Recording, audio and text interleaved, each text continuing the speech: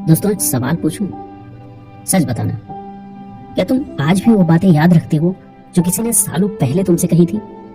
बाहर से तुम हंसते हो, काम करते हो, सबको लगता है कि तुम बहुत स्ट्रांग हो, लेकिन रात को जब सब सो जाते हैं ना, तब वही पुरानी बात छाती पर पत्थर बनकर बैठ जाती है। हमें लगता है कि ये काम का प्रेशर है या पढ़ाई की टेंशन है, लेकिन सच बताऊं भाई, ये वो नहीं है। ये वो बात है जो किसी ने सालों पहले तुमसे कही थी और आज भी वो बात तुम्हारे दिमाग में हथौड़े की तरह बज रही है। ये वो गिल्ट है कि काश मैंने उस दिन ऐसा ना किया होता। नमस्कार दोस्तों, कहानी जंक्शन में आपका स्वागत है। आज जो कहानी मैं आपको सुनाने वाला हूँ ना, वो कोई बचपन वाली दादी नानी की कहानी नहीं है। ये एक आईना है। अगर आज तुमने इसमें अपनी शक्ल देख ली तो यकीन मानो कल की सुबह आज से बेहतर होगी। तो चलिए शुरू करते हैं।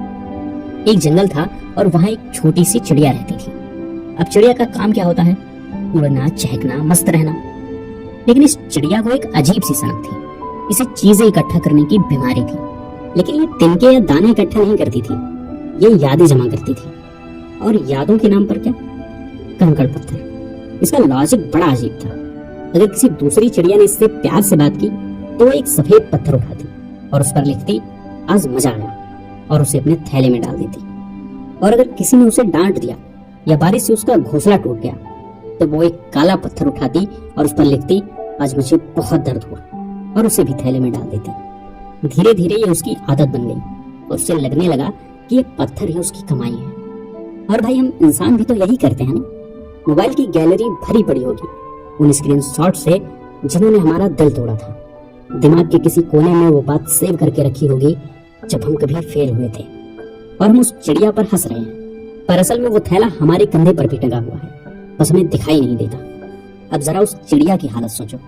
शुरुआत में थैला हल्का था तो वो उड़ लेती थी, लेकिन जैसे जैसे दिन बीते पत्थरों की संख्या बढ़ती गई। हफ्ता बीता, महीना बीता, साल बीत गया। थैला अब इतना भारी हो चुका था कि वो चिड़िया अब सही से उड़ भी नहीं पाती थी।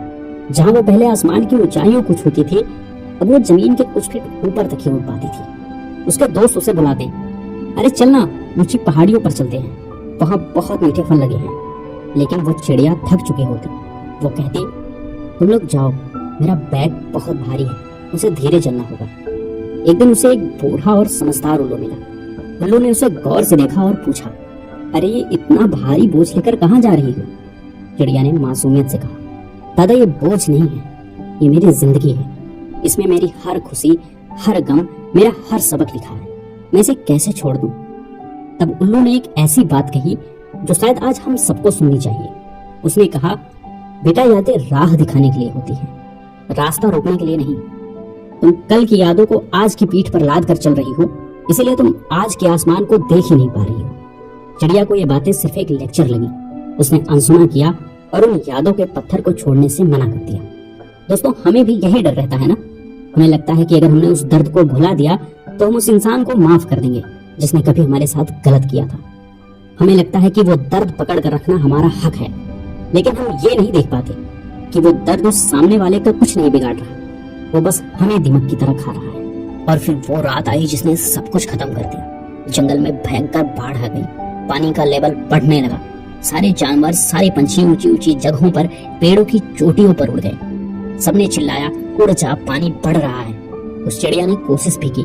उसने अपने नन्हे पंख फड़फड़ाए, वो थोड़ी ऊपर उठी, लेकिन वो थैला, उसमें रखे वो ताने, वो पुरानी बातें, वो दर्द वाले पत्थर इतने भारी थे कि उन्होंने उसे वापस पानी में खींच लिया। पानी उसकी गर्दन तक आ गया था। उसके पास अब भी मौका था कि वो थैले की डोरी काट दे और आसमान की ओर उड़ जाए, लेकिन अंत तक, आखिरी सांस तक उसे अपने पत्थरों से इतना मोह था कि उसने थैला नहीं छोड़ा। और फिर एक जोरदार लहर आई और सब खत्म हो गया। वो चिड़िया डूब गई, पानी के नीचे नहीं, अपनी यादों के बोझ के नीचे दबकर मर गई। दोस्तों, जानते हो सबसे कड़वा सच क्या है? उस थैले में जो पत्थर थे, बाढ़ के पानी से उन्हें कोई फर्क नहीं पड़ा। वो पत्थर आज भी वहीं कहीं कीचड़ में पड़े हुए। बस वो चिड़िया नहीं रही जो उन्हें जान से ज्यादा चाहती थी। आज जो भी ये वीडियो देख रहा है, मैं उनसे इतना कहना चाहूंगा, आज अपनी पीठ को टटोल कर देखो कि कौन सी यादों का बोझ तुमने लाद रखा है। वो रिश्ता जो कई साल पहले खत्म हो गया था, उसके क्यों और कैसे का पत्थर कब तक ढोगे? वो बिजनेस जो डूब गया, उसके पछतावे का पत्थर कब तक लेकर चलोगे? किसी ने तुम्हें नालायक बोल दिया था, तो उस एक शब्द को कब तक कलेजे से लगा कर रखोगे? तुम्हें क्या लगता है कि तुम ये सब याद रखकर उनको सजा दे रही हो? नहीं यार, तुम खुद को सजा दे रहे हो। तुम उड़ना चाहते हो, आगे बढ़ना चाहते हो, तुम दुनिया जीतना चाहते हो, लेकिन तुम्हारे पैर उस पुराने कीचड़ में फंसे हुए हैं। माफ कर दो यार, इसलिए नहीं कि वो अच्छे थे, बल्कि इसलिए क्योंकि तुम्हें अब उन यादों की बोझ से हल्का होना है।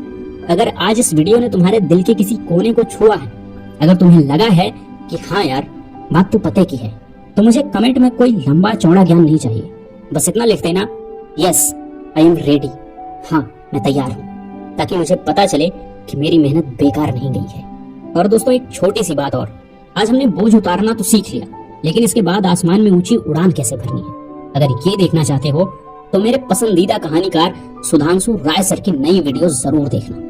उन्होंने साक्षी मलिक की वो अनसुनी कहानी सुनाई है जो आपके रोंगटे खड़े कर देगी, कि कैसे एक बेटी ने समाज की सोच को हराकर ओलंपिक में मेडल जीता। वो देखना बहुत जबरदस्त है। उस वीडियो का लिंक मैंने डिस्क्रिप्शन में दे दिया है, इस वीडियो के बाद उसे जरूर देखना। और अगर वीडियो आपको पसंद आई हो तो इस वीडियो को लाइक करना, अपने दोस्तों के साथ शेयर करना और कहानी जंक्शन को सब्सक्राइब करना मत भूलना, क्योंकि यहाँ हम सिर्फ कहानियां नहीं सुनाते, यहाँ हम सोए हुए जज्बातों को जगाते हैं। मिलते हैं अगले वीडियो में, तब तक के लिए उड़ते रहो और बोझ कम रखो। जय हिंद।